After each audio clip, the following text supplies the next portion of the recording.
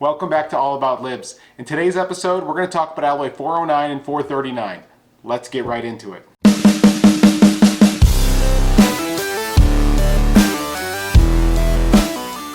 First up here, we've got alloy 409. Now this is an alloy that's commonly used in exhaust systems, heat exchangers, things like that. And this is very similar to a 410. And I'm going to look here, let's look at the chemistry. So primarily iron, almost 90%, that's pretty common. You got your chrome here, but you'll notice the nickel is very low, so less expensive grade.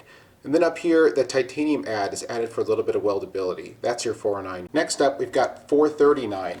Now this is similar to a 430 or a 440 grade.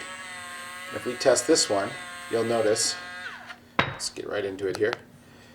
Okay, so that chrome is much higher, and we have a higher titanium add to compensate. So the titanium is added to both of these grades for improved weldability, for things especially like exhaust systems. But this 409 grade, because of this additional chrome, you've got better corrosion resistance. But again, less expensive. We have less of this nickel in it as well. So as you saw today, 409 and 439 are two easily sortable grades with handheld LIBS.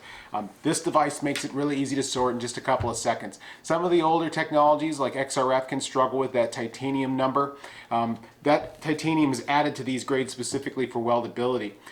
You find these mostly in exhaust systems like we mentioned earlier, sometimes heat exchangers, any place where you're looking for a little bit of corrosion resistance and pretty good economy as well, because these alloys don't have that high nickel content, which makes them less expensive to produce. Thanks again for tuning in this week. We'll see you next week.